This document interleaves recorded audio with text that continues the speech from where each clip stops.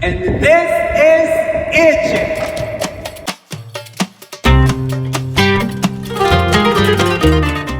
Hey travelers, we are here to share our honest take on our recent day trip adventure in Egypt.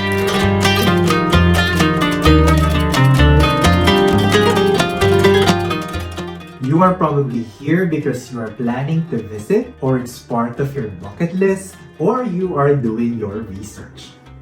We'll tell you what to expect and whether we'd recommend this trip to you. Just to be clear, this is based on our personal experience, so stay tuned.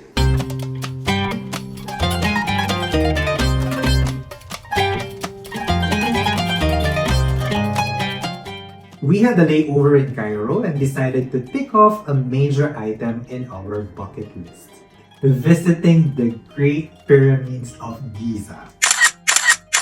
We know there's so much more to explore in Egypt, but with our limited time, we suggest prioritizing what's most important to you. And for us, it will be this place. After arriving at our hotel late at night, we took our time to rest. By the way, if you are planning to visit and looking for a great place to stay, we recommend the Intercontinental City Stars Cairo. And we'll be sharing a detailed review and insights about this hotel in our future video. So please subscribe and hit that notification bell to stay updated and make an informed choice for your accommodation. Anyways, as I shared that we arrived quite late and we're pretty exhausted, we decided not to rush the following day. And here's a helpful tip. The best time to visit the pyramids, as per our research, is between 10 a.m. and noon, and the research is pretty much correct. After a good brunch and some time exploring the hotel's amenities, we got ready to head out.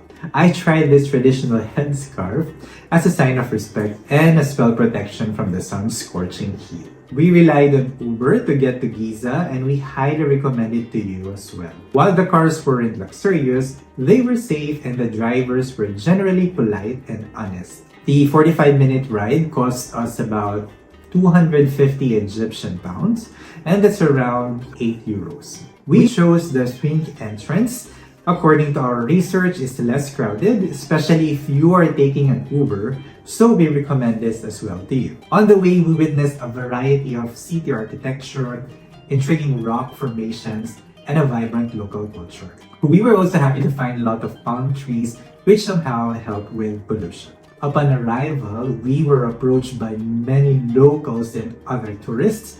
It was challenging to document the situation as much as I wanted to, but for our safety, we decided to focus on getting inside. Buying tickets was a bit of a hassle, and the entry gate was chaotic. But finally, we made it in, and the magic of the pyramids began.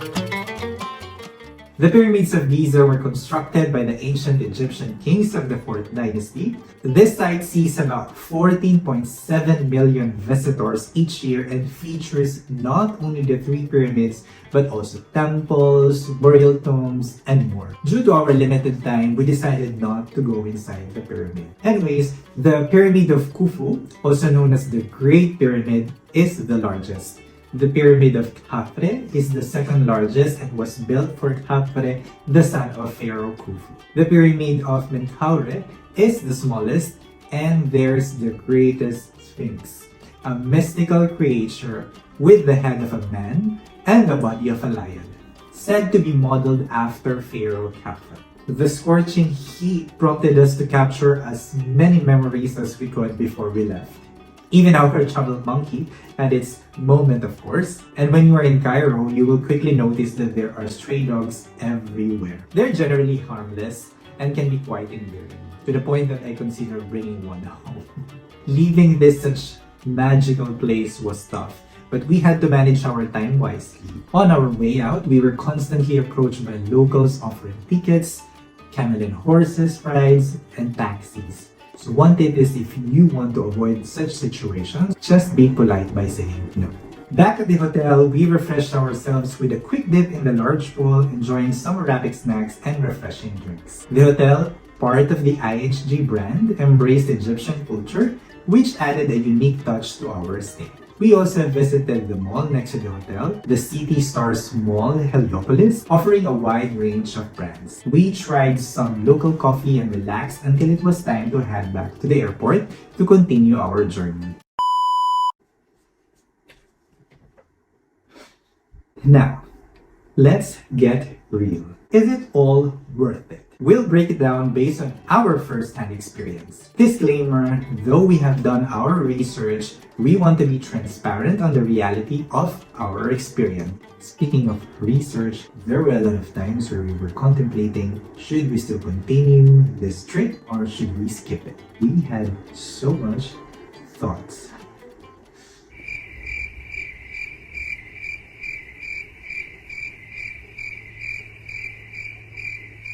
Okay, let's go for it. The good.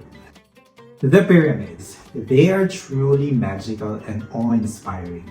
Seeing one of the 7 wonders of the ancient world is a once-in-a-lifetime experience. The crowds. Surprisingly, the crowds weren't as massive as we expected, making the experience more enjoyable. Customer service. The service at the Intercontinental in Cairo was excellent, and we had polite and helpful staffs throughout our stay. A helping hand. We encountered a kind lady at the airport during our layover, who made a huge difference in our experience, demonstrating exceptional kindness. Without exaggerating, I literally owe my life to her.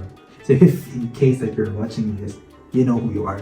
Thank you so much. Now let's talk about the back. Let's talk about the airport and immigration experience. This was without a doubt the most challenging part of our trip. Right from the planning stages, we had to go through the process of applying for an entry visa. My visit to the embassy in Berlin was, to put it mildly, a really bad experience, unfortunately.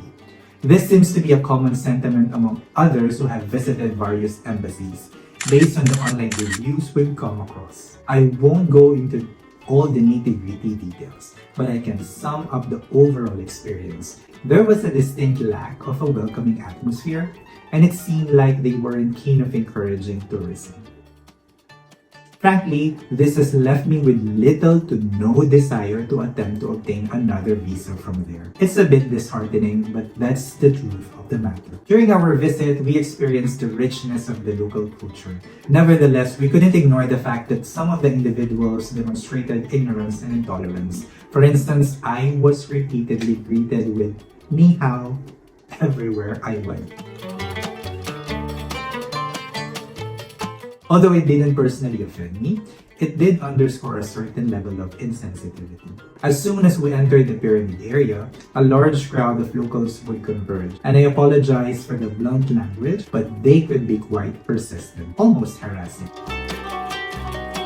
This leads to my third point, dealing with scammers. These individuals will approach you, attempting to trick you in various ways. We lost count of how many times people approach us and other tourists, offering fake entry or attraction tickets, giving unsolicited directions, trying to convince you to ride the poor camels and horses, offering their services as guides, or even insisting on taking photos for you. Some of them could be rather aggressive and pushy, so it's crucial to be well prepared. And again, do your research. This brings me to the next point, safety. Based on our experiences, especially in touristy areas, it might not be the safest filling place. With all the scams and the way people aggressively approach tourists, you need to exercise extra caution. Again, I'm not saying that this is everywhere.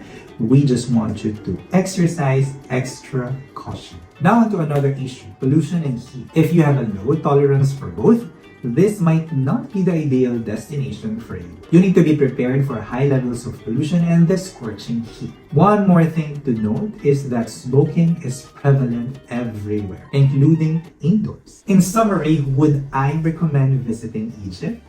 The answer remains a conditional yes, but with some important considerations. Yes, if you are adventurous and seeking an exciting experience. Yes, if you are truly eager to witness the wonders of Egypt. Yes, if you are prepared to do thorough research and ready for any possible situation. But no, If you are seeking a purely relaxing trip, it may not be the ideal destination for that. Also know if you are easily impatient, nervous, or have a weak heart.